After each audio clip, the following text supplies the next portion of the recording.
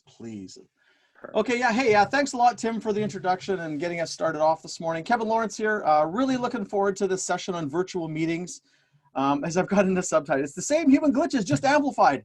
Normal meetings are often a nightmare, and virtual meetings can be extra special or extra awesome, which is we're kind of hoping for. And that's what we're going to help you with today. So, it's kind of funny, hey, if you're to go into the boardroom of many of our companies, it's almost like this, like you'd see in a sci-fi movie, where all the desks or the people aren't there, just have computers talking to each other. And it's weird that that's actually our reality. So a little bit of fun here, a little video you might have seen about virtual meeting etiquette. And this is sort of one of those don't do's. And although it is good for a laugh. How long it's been versus like some other professions, say a few years or whatever. I think it really depends on just like the ethical standards of the profession. And in reality, I've heard that social work kind of has very high standards and like good standards in terms of things, and that oftentimes people of other professions don't have. Yeah. Hold on. What happened? I saw nothing.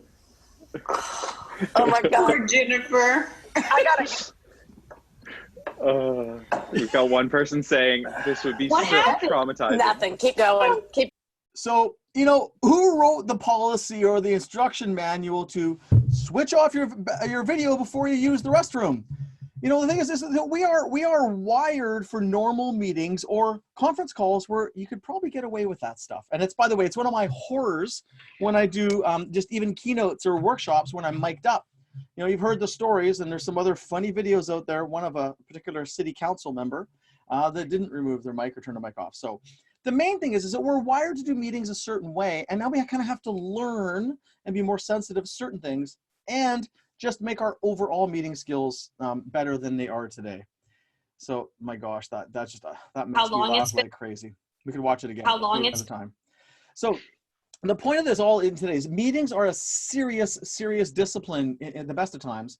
And most of us have almost no training and a ton of bad role models. And truly running a meeting well, it's a hard skill. And we basically do it for a living. That's a big part of our business. So to make the most of today, we want you to use your chat. Andrew's already right in there. Andrew's a master of this stuff, but share your comments or things as we're going. You can also use the Q&A function, and you can even have anonymous Q&A if you want. There's a button there for anonymous. And Tim's going to be working the back end of the chat and the Q&A while I'm talking like I'm generally I gotta stop talking every once in a while, but use that. And we will unmute you if we want to get your comments, because at times we're going to want to hear from some people. And you can use the raise your hand function if you've got something you want to share, and then we'll just, or ask, and we'll wait for the right time. So lots of different ways to interact there. And your interaction here is helpful because it's for you. We're going to pull some stuff out of you as well. So we are recording this, as I mentioned. So for confidentiality, just use first names and maintain confidentiality. If you're using examples, we want to be respectful of others. Like, we don't know Jennifer's last name in that video, but we know her name is Jennifer, and thank you for the laughs. So, in our firm, our job is to help leaders and CEOs have it all, success in business and a rewarding life. And, both are a little at risk right now. Like, businesses are either thriving or hurting, and lives are a little crazy, people getting cooped up and, and whether they're quarantined, self-quarantined, or just don't want to go and, be around other humans. It's a strange time. So, in our firm, we've got deep experience around the world in different economies and gratefully through many, many downturns. So when markets go like this, and aside from the medical stuff, but when markets downturn, I get excited because for the companies we work with, there are massive opportunities because they're generally really focused and on the ball and generally have good balance sheets so they can do well in this. So we've got a lot of experience throughout our firm. Myself, even I've got more than 30,000 hours coaching. Our team together has north of 50,000 hours of working with people, but getting close to 10,000 hours of virtual meeting experience. And that's the thing we're going to share with you today. I did all of my training on becoming a coach more than 25 years ago on conference calls, phone only, no video. Jennifer would have appreciated the not having the video part, but so we have an incredible amount of experience because a lot of our work is virtual because we work across time zones and countries. And so we have a lot we want to share with you, and you'll have things to share too. Like, you know, we've got other people on the phone who have great ideas or sort of on the call. So, and we kind of based on 3 books. Scaling Up, a book I was a key driver of many years ago, which is about scaling the company. There's a really good section in there in meetings. I'll highlight some of that. You know, your oxygen mask first is critical in these times in taking care of yourself, because that's what matters. You got to be able to bring your best self to the game. And, you know, if you're wearing yourself out or self-sacrificing too much, it's going to hurt. You know, self-sacrifice becomes self-sabotage at some point. And then top grading, a people methodology we use to stack the deck with your team with awesome people. And the rule is, if we can't scale, the company won't grow. And if we can't stay healthy mentally and physically, we can't lead. So I want to say thank you to my amazing, amazing team. Like, talk about stepping up. Both in the background, Julie and Jasmine and Janice have been doing outstanding, as normally they do. An extended team, Mark, who works on our social, has been mind-blowing. And this core team here, like, you know, a bunch of us were working late last night. Tim and Chris and I till almost 11 on presentations for today. And then back at it early this morning. Dean, we forgot to tell Dean. So he volunteered to come in and help us. And we were already kind of done at that point. But, you know, the willingness, my team has stepped up. Like, I'm so impressed and so honored. So thank you guys so much for making this work. I couldn't do it without you, because we're frantically busy with our clients and things going on, both on the good side and on the challenging side. So key things out of today. Why are meetings so tough? Normally, different approaches to different meetings. Like, you know, there's different formats, and, you know, you got to have the right focus for your meeting. And then the basics of good meetings / virtual meetings we'll share with you. And then a little time for tech stuff at the end. So yes, we are breaking some of the rules. Some of our slides have a lot of text. And Tim's going, Kevin, you can't do that. I'm like, Tim, we don't have enough time to build this how we want. So this is, you know, we built this presentation last night because we've been doing it, but we've never taught it in this way. So yes, some of our slides have a lot of text. I know it's a no-no, but hey, you can take screenshots or you can review the video afterwards and use those texts as templates. So the tough part, no more meetings. People like are almost protesting sometimes about meetings and going nuts. And, you know, in some cases we're doing more now. They drive people bonkers, and understandably. I've sat in some of the meetings at companies I work with, and some are awesome and some make me want to poke my eyes out with a pencil. So we're going to do a poll. And for those of you that haven't used it, a little mini training, there are 4 questions. Answer all 4 and then hit submit. And my friend Tim just put them up. So question number 1, what is the average effectiveness of the meetings you are part of? Pull my glasses so I can see properly. The average effectiveness, 0 to 10. So answer that one, click on your answer, and then go down to, we'd like you to try and answer all of them, please. It's to get the context. Second, are you more, less, or just as comfortable leading a virtual meeting versus face-to-face? Just kind of where are you at on that? I haven't seen anyone vote yet, so let's just make sure everyone. Not just yet. What's that? I said not just yet. But here they come. There's 4 questions. Here we go. Yep, okay, there we go. Oh yeah, because I have to submit. Yeah. And then, what are the biggest challenges you face with virtual meetings? Just click anything that applies. You don't have to pick the only one. But what are the biggest challenges? And we're going to take a second and review this. No, sorry, review this. Give it probably another 30 seconds to a minute for answers to come in. Yeah. Once we hit that magic number, Kevin, I'll let you know. You know the number. We got our number here. We want to get at least a solid B on this stuff, you guys. Like, we got to get into the 80s. No. Yeah, Andrew saying so many meetings could have been emails. We know. I mean, there's so much, and so many meetings don't even need to exist, or they could be 15 minutes. Yeah, it's amazing. You know, and some people unfortunately just like to talk. And perfect. You know, I have a lot of meetings, like even internally, very, very quick meetings, and then there's projects which obviously take more time. Okay, we're getting close to the magic number. Okay, a couple more. Please vote. Let's go. Let's go.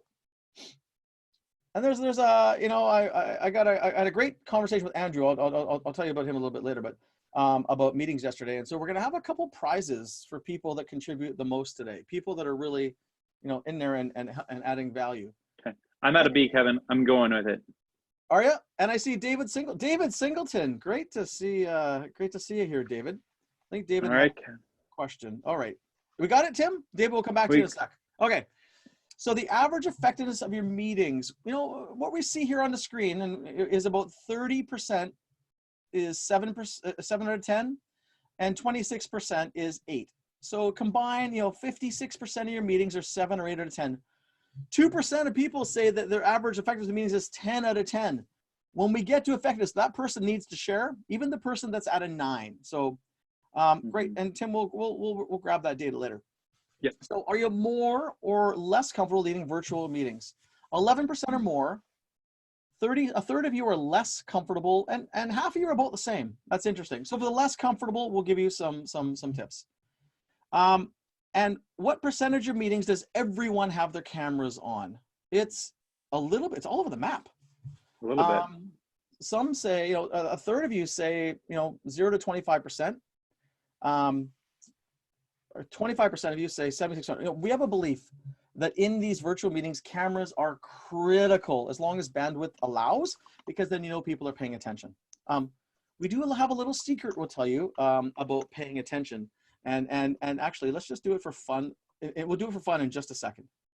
And then the biggest challenges. What do we got there, Tim? So noise and distractions is the highest.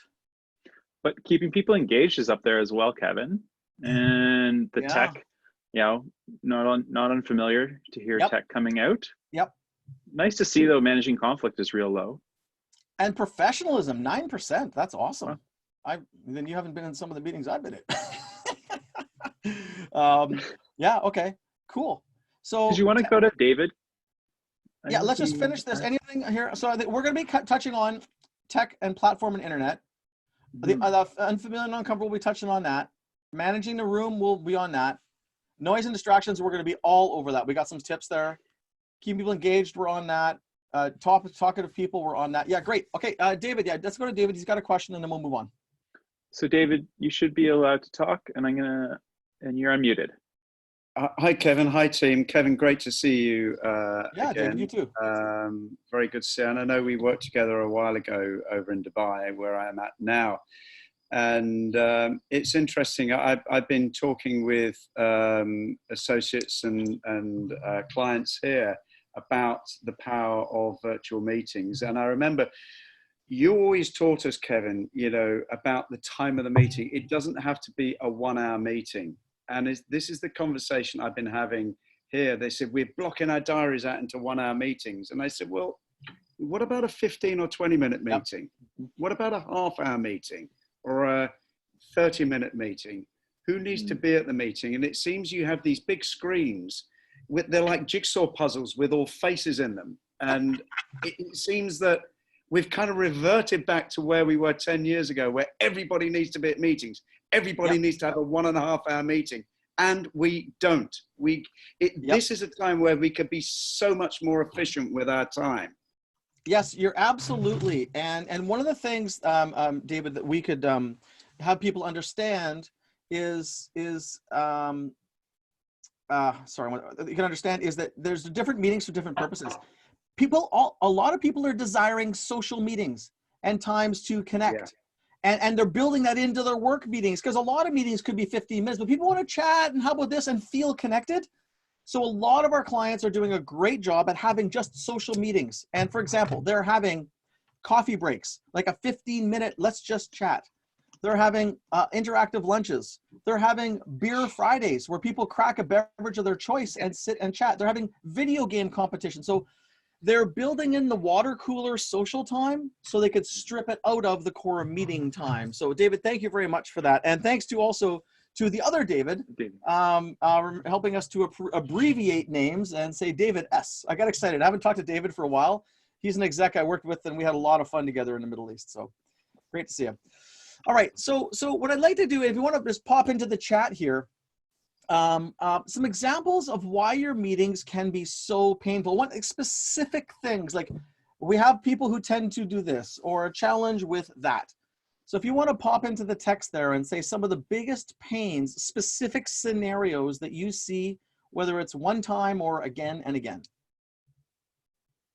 If you're uncomfortable for any reason putting it into chat and you want to be anonymous, you can also use that Q&A function. Yep. So one person saying no agenda, yeah, that drives me nuts. Like no agenda, and you just, it's like going on a road trip and you don't even know where you're going to go and you end up driving through the forest. Yeah. Telling somebody they're on mute. Yep. People talking over one another. Never-ending stories. Yes. By the way, we got a tip for never-ending stories and virtual meetings. Tell them, Tim. You can mute them. Just hit the mute button. No, I'm serious.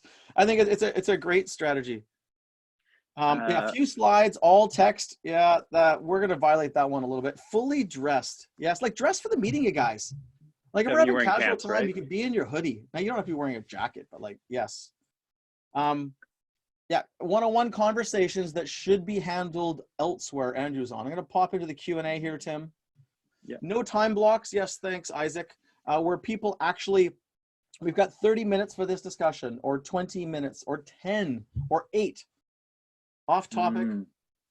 What if these virtual check-ins are a way of seeing if people are working? Absolutely. Like you can do those, and whether your management style may or may not like that or not like that, but some of those check-ins are a way to see if people are. Although hopefully you've got KPIs or things to show people's output. No engagement from the team when questions are asked, for sure. That is something we see. Oh, I'm not. I was having a laugh. Yeah, I was going to say. David I was laughing S. Yes. Wife not bringing me tea on time. That is not an appropriate comment. But it does get to how do you make? Because normally some people, we might have an assistant or someone working with us that helps us to stay on top of things and prepared. And having those things and what you need around you, it's harder. And with the social distancing, I'm not seeing my assistant who normally helps prepare for my meetings. We're on the phone and that, but it just makes it harder. Noise, light behind you. Yeah, all kinds of weird Wi-Fi strength is big. Not following up. Yeah, that's something. Thanks, Christy. That happens in all kinds of meetings where people don't follow up, which is, obviously an issue. So lots of great examples. Thank you guys. Great interaction. And we'll make sure at the end we'll have a couple prizes for people that we'll mail out to you for some fun. So here's things we hear. No agenda, not managing the time, not the right people in the room. Like the decision makers might not be there. Too many people in the room. No decisions, no time for discussion and debate. No time for debate. So it actually happens afterwards. It's going to close a window here. It's an opinion festival where people are spouting off what they think. One second. It becomes a show and tell and status reports, which bore us to death. No actions, no energy or fun. And I call the soapbox derby, where people just want to get up and, hey, look at me and kind of hear me talk kind of thing. So all kinds of really, really weird things that actually get in the way. And it's general human nature. It's not just your company. You might have your own special challenges. So the main point is, if we have a problem in a virtual meeting, like these people look a little bit bored. The woman in the middle, I'm sure she's doing her email, right? She's focused on something else. No matter what it was in normal meetings, it like multiplies by 5 because it's a more sensitive environment and it's easy for people to check out. And I'll just tell you something right now. So right now, if we look at this as we go through, I'm gonna just see here, do a quick scan. And I don't see anyone. Perfect. I will come back and check on that later, that little special insight that we have. So different approaches to different meetings. We'll get into this here. So in scaling up, execution habit number 3 is around meeting rhythms. And the point of it is there's different meeting types and they need different formats or different focuses. So there's a one-to-one meeting. There's a team, a daily, or like some people now are doing their daily meetings twice a day. There's alignment meetings through that like a daily. There's weekly meetings and monthly meetings. There's project meetings. There's strategic deep discussion meetings. There's social fun and hangout meetings. And then there's like one-way communication, like the address from the CEO or whatever it happens to be. So we need to keep in mind, what is the intent of this and what kind of meeting? And by the way, as we've said, that social meeting is really, really important.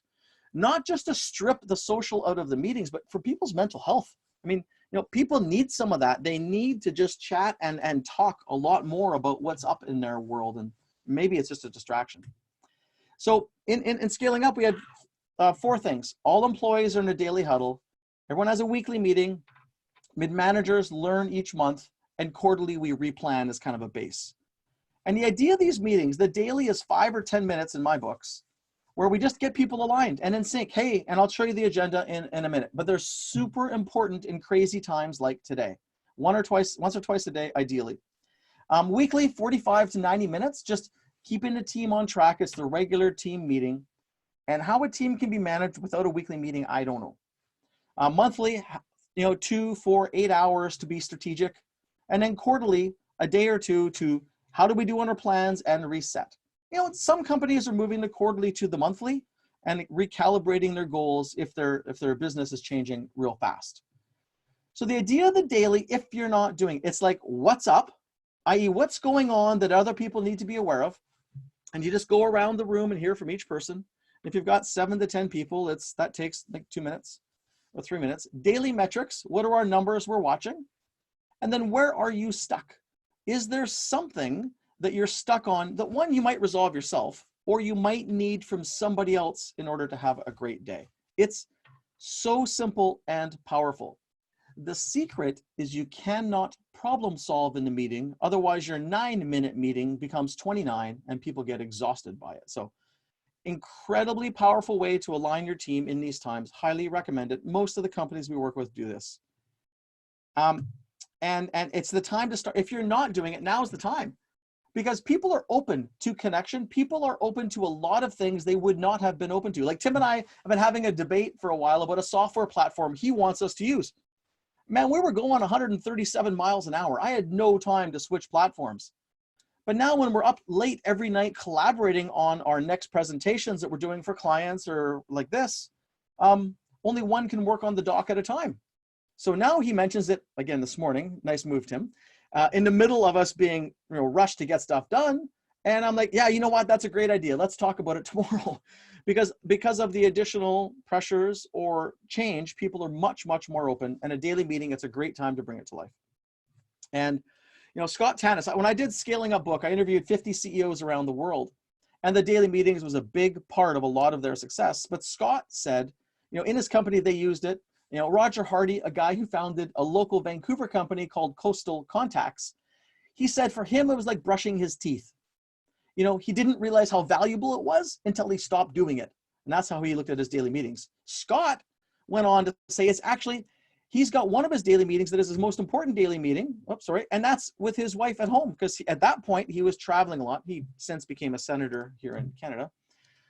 But he said it was a way that he and his wife stayed connected about what was going on even when he was traveling. So keep that in mind for your life too. And that might be your parents or your children if they're farther away or someone important in your family. And a lot of people are doing this. I know, it's just a good reinforcement.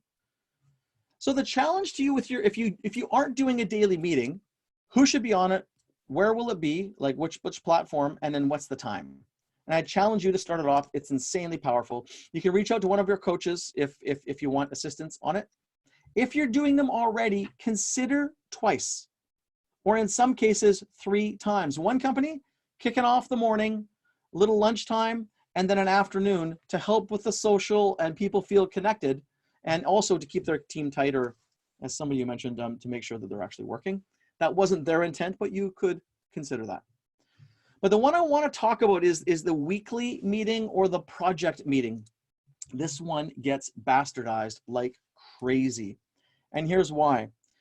Is that what we end up doing is we spend all of our time on the top part of the meeting. Talking about, and this is a solid weekly meeting agenda for a team. Good news, looking at our goals and our numbers, and what are we hearing from our customers and employees. And right now people will be talking about revenues or new customers and accounts receivables a lot in those numbers, but only half the meeting being spent there. And then we got to cross the line, which is really hard to get down below that line, into this thing called collective intelligence. Hey, we got smart people in our meetings, and what a great strategy, but to sit there and make them listen to their colleagues for an hour, that's called boring them to death. So what we want to do is cross the line and have the collective intelligence. Let's use the brain power in the room so that we can learn and help each other. That's that section down the bottom. That is the juice. That is the value of the meetings, and that is where you get engagement. How do we contribute to solving problems or figuring things out in our business? And that is very hard for people to do because everything turns into a show and tell update. You know, people make a 30-minute presentation. It can be made in 3 to 5. So we'll get some techniques around that. But that part of your meetings is so important, so important. And we got to make that line a big solid thing and set a timer, 25 to 30 minutes for the top half, and then boom, time to get into the bottom. So before we get any questions on the meetings, I see a couple things coming up there. Any things there, Tim, that we got to address, or keep on plowing? You're good to keep going. Cool, thank you. So I want to hear from you in the chat. Please, let's share our collective intelligence. So what are your best meeting tips and tricks right now? What are the things that you're doing that are really helping in your world? So let's do that, and Tim will start to call those out. So what are the good things that you're finding that are being effective? And whether it's team meetings, customer meetings, whatever it happens to be. Having an agenda. Mary's got a thing about sound quality. Mary, this is a big one. Now, everywhere I work, I have a fiber optic connection. So my sound quality is almost always very good. I'm actually using a high quality, although it did flake out on me early, a high quality called a Yeti mic. My son actually had this, and I've been using it now. So I have a high quality connection. It's fine. If you don't, calling in to the phone number is a beautiful backup. That way the video always works and the video can slow down, but the sound quality is always good if your connection is not outstanding. Great. So Tim, let's get back into here. David's saying sound check prior to every meeting is important, you guys. I'll show you our preparation slides. We always do sound checks. And because, you know, Tim and I and sometimes Kristen and Dean do these things as a group, you know, Tim always flags me, like the sound glitched out on my last meeting and he's flagging me. Yep. So let's go through some of the things here, Tim. Why don't you? We've got gratitude check-ins. Tim is saying having a great meeting chair, making sure Dean's saying making sure everyone has an opinion. Solomon saying making sure that the purpose in advance and comments, which is really helpful, and we'll talk about that in a bit. Trying to keep things light. What does that mood look like? You know, you've seen Ken and I have a little bit of fun. Yep. Adding questions ahead of time, making sure that people are set up. So I'm hearing lots around preparation. Logging in on time. Yep. Starting on time. Time is a big thing. Yep. I'm seeing solutions over problems. Yep. Round table at the end of the meeting. Yeah, Dean, that's a great one. Like a round table where people could discuss and share where they're at. And, you know, we often do a round table check-in and a round table check-out. There's Friday noon sessions people have got there. I just missed that. They're saying share for next week so people know what's going on. Yeah, so to pre-plan what's going on. Yes, absolutely. Starting with a bang, I saw. Yep. Biggest takeaway for each person at the end. Yeah, David, thank you. David G, getting it right. Christy P saying checking in after the meeting for people who didn't contribute. Yes, as a leader, hey, you know, Tim, why were you so quiet? Like you guys, and we debrief after. After my last meeting, I got feedback from Kristen and Tim. I didn't hear it from Dean. I'm sure I'll get it, but we're always, you know, checking in. Brian, we hold a weekly meeting every Monday, but we have a hard time keeping it to 1 hour time frame for sure. Moving virtually, Brian, it will make it easier. And then Brian says preparation is key. Isaac, cascading messages for the rest of you. Absolutely. So there's certain things that come out and the person who captures your action items, your who, what, whens needs to know, okay, this is going to get broadcast and by who. We've also got written updates are provided in advance. Yes. Asking team members to come prepared, showing up 5 to 10 minutes to troubleshoot any tech issue. I'm just looking in the Q&A side right now, Kevin. Yep. Knowing your material. Give people action points and a timeline to take action so they can follow up. We got Dean here. Give action points. We got that one. Mary, clarify their takeaway. Also rate their day. Like how you doing? Hey, we do check-ins. We do multiple types. But right now we do a check-in. Hey, how you doing in terms of yourself, 0 to 10? How you doing in terms of work and how's life? So checking. Speaking of that one. Say again, Tim? Oh, I was just saying, speaking of checking in on life, Isaac says come 5 minutes early so you can socialize. That's a great idea. Actually, you know what? Brilliant. You could check in before. We haven't thought of that. Good one. Awesome. Yeah. Hey, Stacy, by the way, Stacy, Vince, it's great to see some other familiar names there. Awesome. Adam, great to see you. Adam on here. Adam's an author and speaker as well. We met in a hotel hallway in another city and ended up making a great connection. That's funny. That's a whole other story. Okay, cool. Well, let's get back into, so lots of good ideas, and we've got some of these kind of organized in a format. Tim will come. Tim, we can see Tim's got his hand up. We'll come back in a minute. So some of the basics, and I go back to one of my favorite authors or people in history. Sun Tzu wrote a book called The Art of War. And in the tone of the book, they would say, Sun Tzu says, victorious warriors win first, then go to war, while defeated warriors go to war first and then seek to win. Which is basically saying is that when you've got a great plan and you're organized in advance with scenario A, B, and C, you tend to do well. Doing good meetings on the fly is the reason why most of them are a gong show or not fun to be a part of. So for us, we've been preparing for years because of the virtual stuff we do. We've been doing all of these things virtually for a long time, even strategic planning sessions before this. You know, I just did a 2-day with my group in India when this thing really kicked in. I almost got stuck in India. Man, that was close. But all of these things that we do as a firm, every single one we often will do virtually. And that's why, you know, we're happy to share what we've learned and obviously take your learning in here too. Hey, Tim, you want to make a note? I am curious on the attendees list why they're all different colors. We can check that out later. But the main thing is preparation shows. So the ratios you should be thinking about are like this. For a training session like this, it's 10 hours of preparation for every hour of delivery, 10 to 1. So we probably have, Tim, how many hours, if we add up the human hours in this, we're probably running 8. That's why, you know, we know we can do better, but we're probably about 8 hours of preparation into this over the last 24 hours.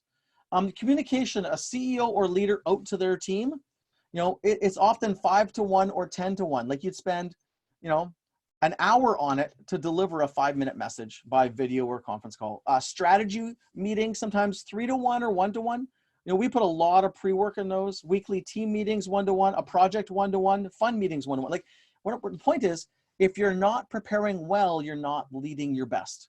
And you go back to the iceberg here, there's all this prep underneath for this pretty little iceberg on top. But you don't get the pretty little iceberg on top if you don't put the work in. It's hard, and it's discipline and time. So we got, you know, Ashley on the call. We're working on her. We got a 2-day with them and coming up in a couple of weeks.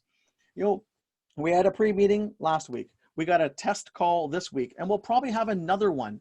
Same with other companies that we're working with. So let's switch gears and talk. Tim, we got any questions we need to address, or can I dive into the host here? We've just got the one hand from Tim, so maybe I'll give him a chance. Mm-hmm.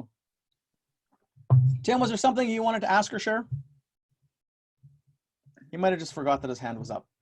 Okay, let's move on. I'll unmute you there, Tim. Oh. Yeah. Well, Okay. Tim, just take care of it in the chat, and then we'll come back if we need to.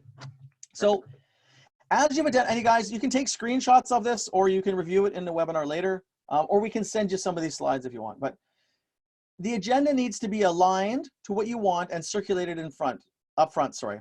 And it's somewhere between 5 minutes and 5 hours to get that done properly. For a big planning session, we easily put 5 hours into the big complex ones. You need to plan your breaks at 60, 75, or 90 minutes. It's way more sensitive than being live. And you've got to set time expectations for people up front, both in terms of the meeting and how long each section is and how long they have. Pre-reading should be sent, especially in this format. We really believe in pre-reading.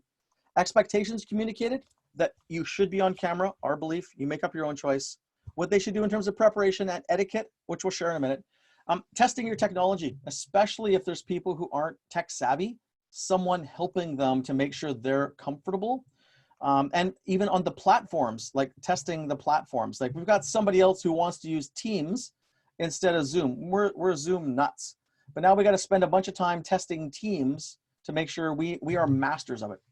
Testing internet quality, sound quality of the microphones, background quality, and lighting. The background is super important, and lighting. You guys, I'm surrounded by lights, and I'll just show you here, but you know, you can see I've got great big lights shining on there. I've got lights in the background. I've got blankets hanging on the pictures in this room to absorb the sound. Like, you know, we want to do a professional job of it. Now, it's not pretty, but it works because this is a studio that we built very, very quickly. Engagement strategies, videos, polls, interaction, second set of eyes. Like Tim and I are working this in tag team because it's a lot to manage. And when you're in this format, I can't be sharing what I'm sharing and watching the chat as well. And then you gotta have a scribe who is capturing and circulating all the key actions. Like these are no-brainer disciplines, and they don't always happen. And by the way, for all of us investing time in meetings without the last line, it's a waste of time. If there's not someone identifying what we're gonna do, it was a social meeting and we don't, well, leave the social meeting till later.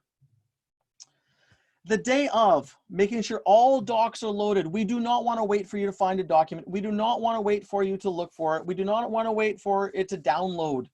You and maybe everyone else has access to every document for the meeting. The day of, testing your functions. You know, my mic went weird today. Testing it, being early. We said the noisemakers and bandwidth consumers know what's happening. That means tell your kids and your family members, because you're at home, if you don't have enough bandwidth, that they shouldn't be using video or playing video games that download, because that'll mess up your connection. And that they should try and be quiet and come not knocking on the door. And if they need a snack or something else, they should probably do it themselves. Unless it's, you know, as somebody else had mentioned, someone bringing them tea, that might be acceptable. And then review your pre-meeting checklist. You guys were busy, but if we get something wrong, it's hard and people will disengage fast. So I'm going to show you in the next slides our pre-meeting that we go through every time. So 15 minutes before, double check the polls. Audio, presentation being shared, having music on if it's a bigger meeting as we did to do it. If someone's a co-host, making sure the co-host is there, making sure you've got your water in front of you, whatever it happens to be. Here are our preparation slides. We're a little bit obsessive because we're professional meeting runners, so we have to be good. But we've got our poll listed here on the screen so we can double check that it's the right one in the system. I've got a thing here of Churchill because Churchill was I'm inspired by Churchill and how he dressed the people of London as a reminder to me of how I want to communicate and to breathe, because I talk really fast. I'm still talking fast. Title of it, our welcome. It's a reminder to test speakers, raise hand, mute, test period, making sure the polls are there. I click through these. Co-host, I'm double checking that I've got Tim or whoever else is my co-host connected, because if I forget, I'm on my own. Then I got to make sure I turn the music off before we start. And then I got to remember to hit record before we start the session. So those are a series of slides you didn't see, but I go through those and Tim and I collaborate on those before we start. I also have my phone here so that Tim or my team can call me if needed, if something goes weird. And, you know, we have a private communication on the chat. So that might seem like a lot, but we want to make sure these go well all of the time. Just like the pilots want to make sure the planes get where they're supposed to go, at least when they were flying all the time. So a thing about participants, just shifting gears, like, you got to dress for the game, you know, and yes, it's cool. You can be in your pajamas or you could wear a suit on top and shorts or whatever you want underneath. I got it.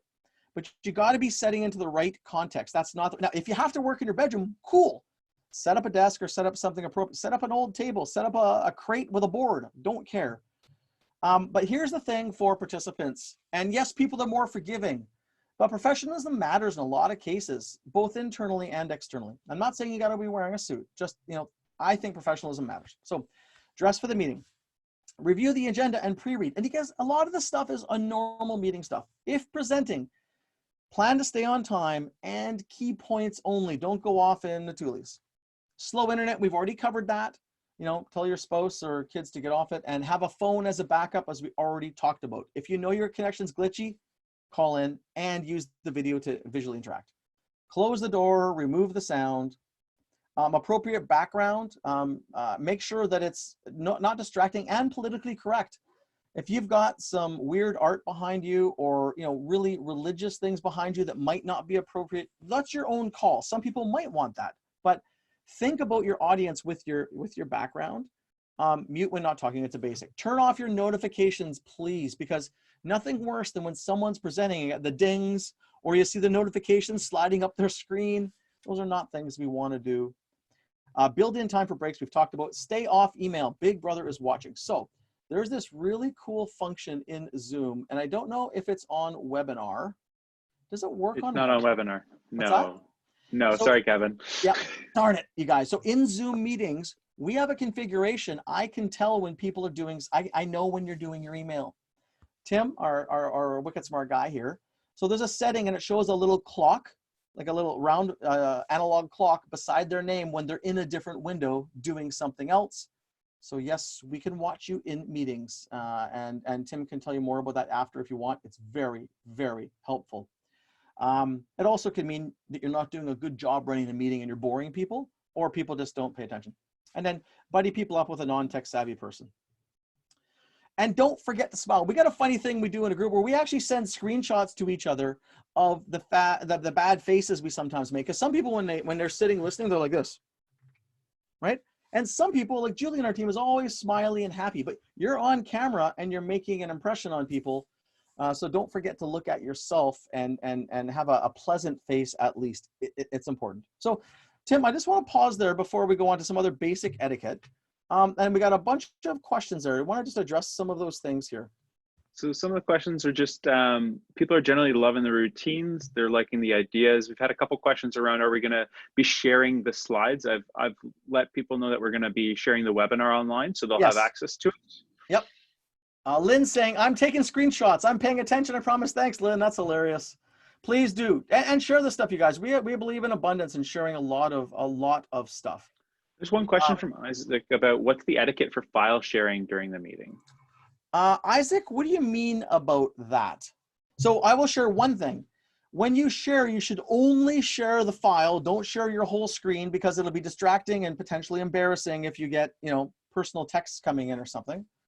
But Isaac, do you want to explain further? And Isaac, why don't we unmute Isaac for a second? We've got two Isaacs, so maybe Isaac, if you want to raise Isaac your hand, I'll B? know which one to do. Yeah. There's two Isaac B's, so I just don't. Oh, right. It's the same person in two different spots, I think. Yeah. I can allow both to talk. Yeah. Isaac, there we go. Isaac, you want to clarify your question, please? Yeah, just for the most part, it's just back and forth file sharing, so it just gets confusing sometimes. Who's got the lead on it. So in terms of who is the person sharing the document, should I do it or should Tim do it? Is that what you're saying? Yeah. So one person will share a file and then, another person will share another file and it becomes just confusing, who's kind of got the lead on it. Yeah. So the way that we often do it, and when we run meetings, we have a designated person. Sometimes it's the scribe. We're testing it like when Tim and I are doing meetings together, or Tim and another team member, is that there's a person. So in this case, Tim knows, I am sharing the main slides. I am driving, so I'm kind of in control of the sharing, but we pre-identify that. I don't know, and if someone else has something. Well, Kevin, there's a couple of tools we're going to talk about later in terms of collaboration. So I think also that might cover it off. I think we'll cover it off. Another comment. Andrew was saying this photo is a good example of bad backgrounds, bad lighting, and bad energy and lacking. It is absolutely. So if you look at some of these backgrounds and the darkness. So the guy down at the bottom, that personally I'd find that distracting and it's dark. The guy in the middle top, he has an acceptable background and good lighting, but of course the energy is weird. Martin is saying, did you hear about the security leak in Zoom? When someone shares a link through Zoom, that opens up the whole meeting to anyone to take control of the meeting. This recently happened to us. Yes, I have heard about the security, and there's a function in Zoom to have a password. And just like on conference calls, you need to have the distinct number and sometimes a password. You can use the password function to lock other people out. I also just got a patch and update this morning from Zoom, so I'm pretty sure they're trying to tackle it. Yeah, so passwords, Tim, and that's something that we should actually have in here. We don't. Okay. So one question, sorry, Kev, one more question was, how would you manage conflict virtually? If you cannot connect face-to-face, how do you approach an employee or colleague or even a customer with an issue of conflict? Yeah, well, we've actually done some big conflict resolution last week. We get everyone on camera together. So if we would say like there was a CEO we worked with that had conflict with an executive and they wanted some assistance. So one of our team, Kristen, actually would meet with, like the typical conflict, talk to the executive one-on-one for a bit, talk to the CEO, and then come together in a three-way video call and just talk it out. It's not rocket science. It's just having the time to do it. In the past, we would do it on the phone or in person, but to find a way to talk it out. Now, if it's a core customer, yeah, I think the same principles would apply. We have in my book, Your Oxygen Mask First, a simple, powerful conflict resolution tool that we use. And it's called permission to open the conversation, facts, what are the 2 or 3 facts, feelings, what is the impact of the feeling you get, and then resolution. So there's a simple model. You can get that out of the book, or we can share it with you later. But these forums, you can do it. Face-to-face can be easier. But if you have a great agenda and approach and people are now, how are you doing? I think you could easily do it. We do it through video or even just phone. Okay, I'm gonna jump back into this and just doing a time check. We're good. So basic etiquette. You guys can make your own. Take a screenshot and verify. But here's some things that we recommend. So this is webinars, so you're muted by default. So that part's is a bit different, but in normal meetings. So when you're speaking that to anyone, raise your hand, like literally when we're meetings, Tim will raise his hand or my team will raise their hand visually or use the raise the hand function. Self-identify, hey, it's Kevin speaking. Or if it's a group that doesn't know each other, it's Kevin from Vancouver. Like get in a habit of identifying so people can get comfortable.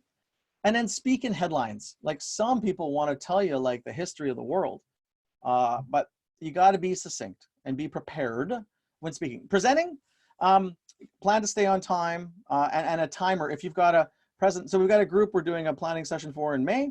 We're preparing for it now, but we have an 8-minute expectation for each exec to make an update, and the timer will beep at 8 minutes, and then we'll give them a 2-minute buffer, and there'll be a second timer. But somehow have a way of timing yourself. Tim will let me know of time. You guys don't see it, but Tim's message me privately if I get off track.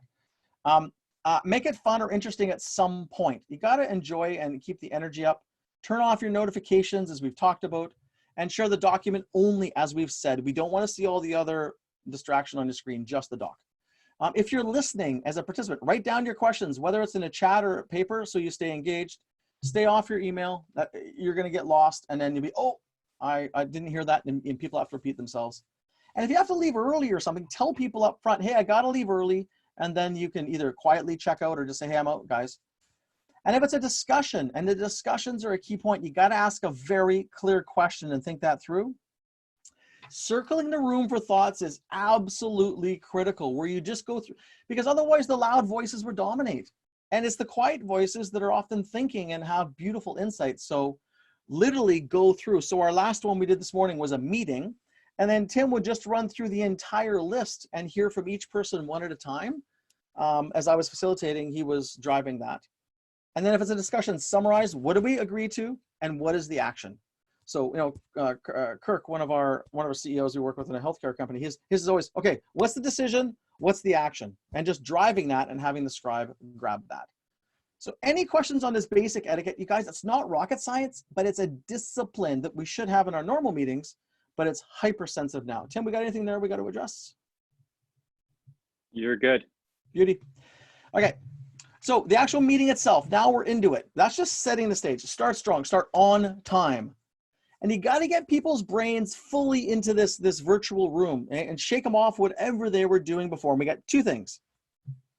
A bit of a head spinner, you know, do you know, a crazy fact or stat or something fun. Like we shared a little video up front just to kind of get you guys having a bit of a laugh, but then also getting that this is a serious discipline. That was our, you know, that's our initial setup up front. And then you got to remind people, why the heck are we here? Like, okay, what is the meeting for? What is our desired outcome? And why is this critical in the bigger picture? 3 things you could frame, but sometimes people don't even know what meeting they're in. And especially when we're back to back to back. So re-grounding people on what the heck we're trying to achieve essentially is insanely important after you get their attention and kind of shift their energy from wherever they were to where they need to be. No brainer, but most people miss this. And the meetings start off with, and they're kind of boring and dull. So quote from good old Zig Ziglar, good old motivational guy, lack of direction, not lack of time is the problem. We all have this problem. We all have the same 24 hours a day. So people that make great use of their time, it's because they plan it and they have good focus. It's not that they have more time, and that's what this is about. So as we get to time, you gotta manage it. You gotta prioritize things. You gotta have the time limits on agendas as we've talked about. I'll show you in the top right, use a timer. This is when we have CEO groups and we're getting them all to share what's going on, I click the timer and let the countdown go. So if someone has time to make their comments on their screen, they can see how much time they have. It's incredibly important. You can also use the same timer on screen with a beep at the end. This one doesn't have a beep, but we will add a beep to it. When people are making a presentation, hey, you got 10 minutes to present and 5 minutes for questions. And it should have a beep because that helps. Tim, can you quickly explain these timers? This is something Tim has figured out for us. So yeah, there's a lot of timers online, and essentially we've just embedded how we use the timer. So we put them on the slides, and it's allowed us to keep meetings moving. And then we'll just set the video to auto loop. Essentially, it's just a video that we've put into the slide for people. Super you simple. downloaded a video from YouTube or something, right, Tim? Yeah, yeah. And we've got one question from Tim D, and I'll certainly show you how to use it afterwards. Okay. Cool. So you got to call at some point you got to make a decision, or what are we doing? Circle the room, as I've already talked about. You got to give the contemplators a chance to talk. And that's why you would go through it like you would around a boardroom table, but virtually. And then graciously edit the long talkers, or hit that mute button, which I can't wait to do that. I love it. But I tell people up front, I'm going to cut you off. And so I give myself permission, and up front, so I don't feel as, unfriendly when I do it. And then finally, you got to take stuff offline or to the parking lot. If there's two people that it's important to, hey, let's talk about this after the meeting, Frank. Or parking lot. If someone wants to talk about what are we going to do in 2027, or what are we going to do in October, it's like, hey, or a new idea, perfect idea. How about let's put this in the parking lot, which is a list of things we'll get to another time. It honors the person's thought, and you don't lose it because sometimes they're valuable. But this time management is key, and you gotta be comfortable asking people to stop or being ruthless about the timer. Critical. All right. And time for action. And this is my pet peeve. The scribe's job is to be on who is doing what by when and capturing that as we go. Some of you I know have nailed this. Most people don't. And it's sad that we waste all this time blah, blah, blahing and don't get anything sorted. So what is the action going to be? And we need that ongoing action log, whether it's for the project we're in, or the meeting we're in, or for the plan between the boss and the employee, or the manager and the team member. But noting these, and at the very end of the meeting reviewing them, is a massively important discipline that people miss all the time. And then they wonder why their business moves slowly or not a lot happens. There's a whole thing around collaboration. Now, we've been doing a lot of work on this, and we're not going to get into detail, but we have a whole other collaboration platform that we're building out for our companies. You can use, the point you need is you need a common document that everyone can be working on in the same time, especially if there's discussions or groups. So we have an amazing product that we're working on for our clients on our strat planning sessions, but you can use Google Docs, Google Sheets, or whatever internal platform you have, as long as everyone can access it. And the main thing is everyone should have it open before the meeting starts so they can instantly see it.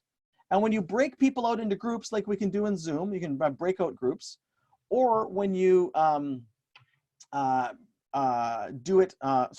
platforms do the same, they can go and work on this, and it's almost like they go away and work on their flip chart, and then when we come back, we can all be looking at that same document without having to share something new, hand over the meeting, or that stuff. It slows it down. We all go into that same document, whether we click on a different tab or something. Super, super important. So how do you close the meeting? You got to summarize the action items and the next steps. Who's going to do what by when? And by the way, some people will have forgotten by the end of the meeting, so clarifying is good. Or maybe the scribe got it wrong. And then capturing the feedback, like, hey guys and gals, what worked well? How do we make it better next time? If it's a big group, you can do it in a chat, or you could do a little mini survey or poll at the end, or you can just do it by discussion. But you know, recalibrating is a great way to do it. And then somehow ending positive. You know, I often end with a quote or something fun, but it could be what's most valuable, what was most interesting, what was most surprising, or something to laugh at. But my preference as a leader in a business meeting, what was most valuable, what's the action you're taking? That's by default, because action is what counts. After the meeting, send out the actions and relevant information. The scribe should do that by default, or post it in the central place where all the data for that meeting is. Follow up on your actions, obviously. And then those offline conversations, address them if they still need to be addressed. Platforms, I'm going to touch on real quick. We love Zoom. There's other good ones. The key is you need to master it. And, you know, we love IT teams, IT people, we love you. We really do. But some of you are stuck on clunky infrastructure or legacy IT platforms that are sometimes a gong show and nightmare. So that's why you gotta pre-test. And if we can't get your system working right, if we're accountable, we're just gonna use Zoom. That's our preference. But you know, someone's got Teams in one of our clients, and actually I think it should be able to do what we do, but Tim and I are gonna spend a couple hours mastering that platform because we're running a meeting for 2 days, we have to. But don't be attached to clunky IT. There's lots of things out there that are amazing, and yes, they're not on your servers and all kinds of weird stuff, but the platform needs to be easy and powerful. So Tim, we got a couple questions, and then we'll wrap up. Is there any key things we need to address there, Tim? One was around leaving action items within the notes versus sending a separate email. Yeah. And that came from Andrew D. I said, you know, I'm personally a fan of sending written action items, or people forget and they get lost in the notes. So it's always good to capture, and, you know, as Kevin had outlined, those WWWs, the who, the what, and the when. Yeah, and I'm a similar Tim. Like for me, I mean, again, if your company is a Slack-based company, drop them into Slack. If you guys use a Google Sheets or whatever format you normally use it, but it is important to drive it because it gets lost. So somehow it needs to get communicated. And in my world, it's like, if Janice doesn't know about it, it doesn't happen. So everything for me has to go to Janice. Yeah. All right, let's wrap up real quick. Cool. So basically, summary, mastering the basics of good meetings, preparation, etiquette, run the meeting. You got to be in charge, and then your follow-up. You know, be careful with some of these things, like the etiquette type things and doing the wrong things on screen. And whatever it was in real life, face-to-face, on Zoom, it's way more sensitive, and it can also be way faster if you do it right. You got to prep. All your preparation shows up, and if you're not preparing, you're hurting the rest of us. So suggested application. You know, if you already have daily huddles, maybe you do twice. Or if you haven't done them, you might start them. Define your meeting etiquette and what's expected. Like, what are the norms you want everyone to get used to in your company? I hate the word policy, but how we do meetings.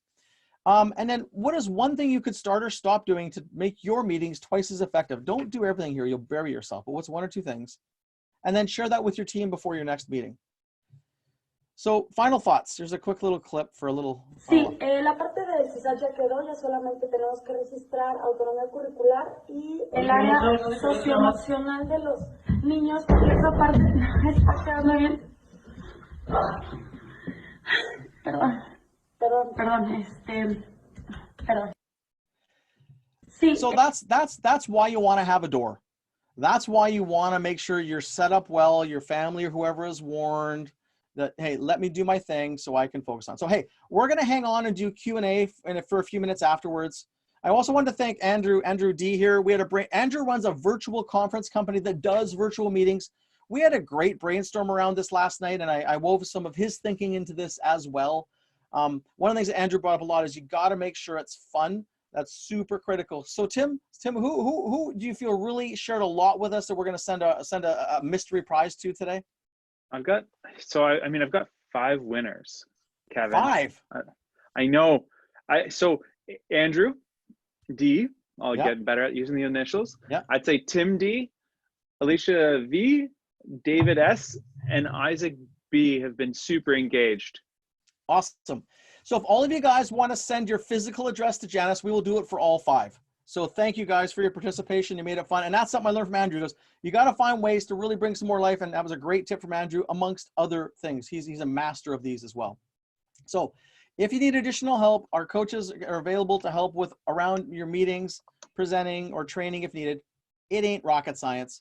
And we'll hang on here for Q&A. So I will continue to answer questions here for the next few minutes or as long as you guys need. And have a wonderful day. Hope this was valuable. Is there anything else that you want to suggest or ask about? Let us know. Have a great day.